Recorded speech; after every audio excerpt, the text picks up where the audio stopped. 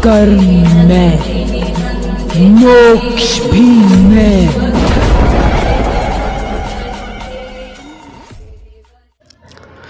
नमस्कार दोस्तों, आप अपना YouTube परिवार शिवा शक्ति तंत्र रहस्य, जिसमें आप सभी साधकों का तहे दिल से आभार है और स्वागत है।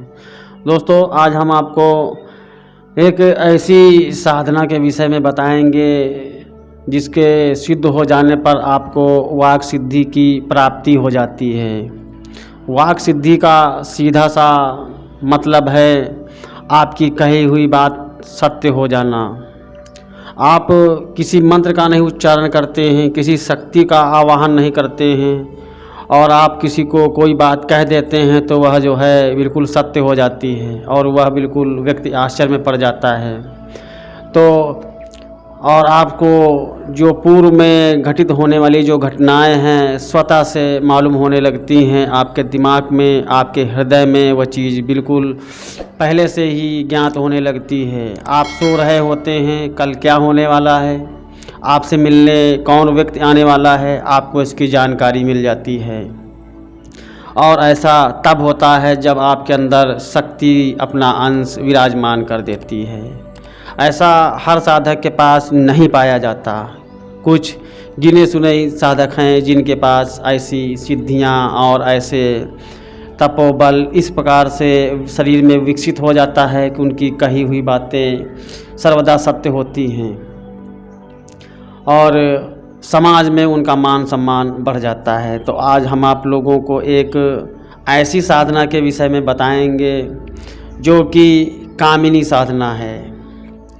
और इस साधना के कामिनी देवी साधना है और इस साधना के सिद्ध हो जाने पर व्यक्ति जो है वाक सिद्धि की प्राप्ति हो जाती है। वह जो भी मुख से कहता है वह सत्य हो जाता है। और ऐसे साधक को अपने परिवार में रहना और अपने परिवार के लोगों पे क्रोध करना बहुत ही गलत साबित हो जाता है, क्योंकि उसके मुंह से कही हुई जो बात है वह बात सत्य हो लगती है।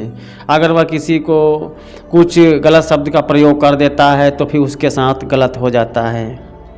तो मैं आप लोगों को इस साधना के विषय में बताता हूँ।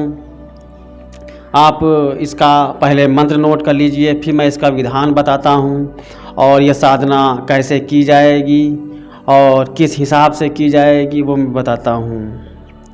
मंत्र है ओम ह्रीं कामिनी स्वाहा। दोबारा सुन लीजिए, ओम ह्रीं कामिनी स्वाहा। ये साधना बहुत ही अच्छी साधना है, लेकिन ये साधना में थोड़ा लंबा समय लगता है। आप जो है ये साधना करते समय आप किसी से झूठ नहीं बोलेंगे, किसी के साथ गाली गलौज नहीं करेंगे, बिल्कुल सात्विक भोजन लेंगे और गुस्सा तो बिल्कुल नहीं करेंगे, क्योंकि यह साधना करते समय आदमी को आवेश आता है, तरह तरह की जो है अड़चनें आती हैं, इसलिए आप इस चीज़ का ध्यान रखें। इसके बाद आप जो है जैसे कि हर साधना का नियम होता है वैसे इस साधना का भी नियम है कि आप जो है पूर्ण ब्रह्मचर्य से रहेंगे। और उसके बाद जो आप जप करेंगे, जो मंत्र जप की संख्या है वह जो है 13,000 प्रतिदिन की है। यह साधना जो है 13,000 प्रतिदिन आपको जाप करना है और जाप भी रात्र के 10 बजे के बाद ही स्टार्ट करना है। आप जो है जो जाप करने की माला इस्तेमाल करेंगे वह माला रुद्राक्ष की होनी चाहिए और हो सके तो अपने गुरु के द्वारा सिद्ध आसन और माला आप ले लें। और अगर आपके पास गुरु नहीं है या ऐसा कुछ नहीं है तो भगवान शिव को अपना गुरु मान करके उनसे आशीर्वाद प्रदान करें।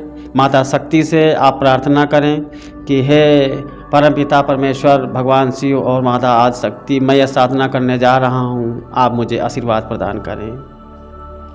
उसके बाद जो है भोग में आप जो है मीठा रखेंगे। आप पहले दिन रख लीजिए, फिर साधना के अंतिम दिन रख लीजिएगा। ठीक है, रोज़ नहीं रखना है, आप पहले दिन रख लीजिएगा और अंतिम दिन रख लीजिएगा। उसके बाद आता है कि आप जो है दिशा कौन सी प्रयोग करेंगे, तो दिशा आप उत्तर की रखेंगे। अगर उत्तर दिशा में आपको बैठने में कोई दिक्कत है, कोई समस्या है, या आप अपने रूम के हिसाब से आप नहीं बैठ सकते हैं, तो फिर आप पूर्व रख लीजिएगा, पूर्व की तरफ मुँह करके बैठिएगा। आसन का जो आप प्रयोग करेंगे वो आसन जो है लाल होना चाहिए। आप जो कपड़े पहनेंगे, जिन कपड़ों को पहनकर आप साधना करेंगे, वह जो वस्त्र हैं वो भी लाल होने चाहिए। सामने आप जो है लाल फूल रखेंगे, हो सके तो गुलाब फूल रखिएगा। अगर गुलाब के फूल आपके पास उपस्थित नहीं हैं, आपको आसानी से नहीं मिल पाते हैं, तो आप किसी भी फूल का उपयोग कर सकते हैं, लेकिन बशर्ते वो लाल होना चाहिए। धूप बत्ती का आप प्रयोग करेंगे, देसी घी का चिराग जलाएंगे और गुलाब इत्र का प्रयोग करेंगे, यानी कि सामने रखेंगे। उसके बाद आप इस साधना को किसी भी मंगलवार के रात से आप इस साधना को प्रारंभ कीजिएगा, और इस साधना को जब कीजिएगा तो संकल्प लेके कीजिएगा कि मैं फला व्यक्ति और फला साधना को मैं करने जा रहा हूँ और फला दिनों तक मैं यह साधना करूँगा। सबसे पहले आप जो है आसन पर बैठ जाइएगा। बैठने के बाद आप अपने गुरु मंत्र का जाप कीजिएगा। उसके बाद गुरु पूजन, गणेश पूजन आदि कर लीजिएगा। करने के बाद आप इस साधना को प्रारंभ कर दीजिएगा, और ये साधना 90 दिनों की है।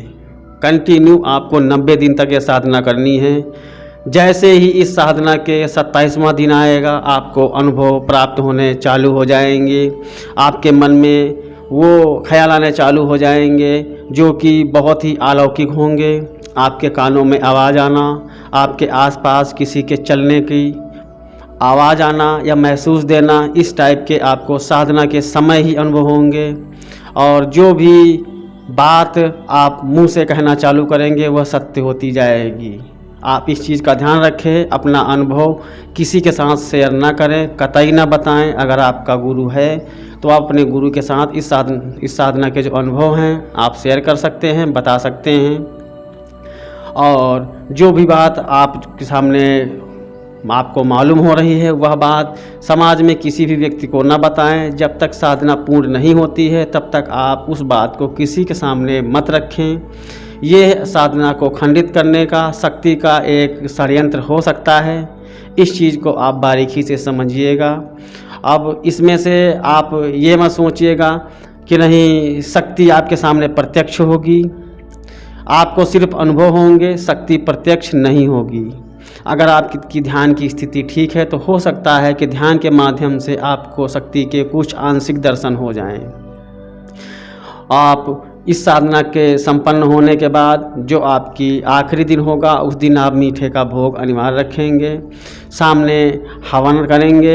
हवन में आप जो है हवन सामग्री देसी घी, जौ, तिल और इसमें मीठा मिलाएंगे। अगर मीठा नहीं है तो फिर शहद मिलाएंगे। इससे आप जो है हवन करेंगे। हवन आप जो है कम से कम 11 माला, अगर हो सके तो 21 माला का आप जो है हवन कर दीजिएगा। उसके बाद आप देखिएगा आपको भविष्य में घटित होने वाली घटनाएं आपको स्वतः ही मालूम होने लगेंगी। और आप कोई काम करने जा रहे हैं इससे पहले ही आपके दिमाग में वो बात आ जाएगी कि ये काम होने वाला है या नहीं होने वाला है। आपके जो शत्रु पक्ष हैं उनके विषय की जानकारी आपको मिलनी चालू हो जाएगी कि उनके दिमाग में क्या चल रहा है। तो ये जो है वाक सिद्धि प्राप्त की साधना है। इसको करने के बाद साधक जो है जो भी बात कहता है वह बिल्कुल सिद्ध हो जाती है, यानी कि बिल्कुल सटीक सही साबित होती है। इसलिए इस ऐसे साधक को किसी के विषय में गलत शब्दों का प्रयोग नहीं करना चाहिए। किसी को अनावश्यक कोई बात नहीं कहनी चाहिए, अन्यथा इसका परिणाम जो है बहुत ही बिल्कुल ऐसा हो जाएगा कि उसको नुकसान उठाना पड़ेगा। और ये जो कामिनी देवी है आदमी के जा कर के हृदय में जाके विराजमान अपना स्थान ग्रहण कर लेती हैं, और जो भी बात व्यक्ति कहता है वह बात बिल्कुल सही साबित होती है। तो आप अगर इस साधना को करना चाहें तो कर सकते हैं, लेकिन यह साधना थोड़ी लंबी है, 90 दिनों की है। लेकिन साधना इस साधना के करने के बाद आपको दूसरी साधना करने की आवश्यकता शायद नहीं पड़ेगी, मुझे लगता है। तो आप इस साधना को कीजिए। अगर आप हमारे चैनल पर पहली बार आए हैं तो कृपया चैनल को सब्सक्राइब कीजिएगा। नमस्कार दोस्तों।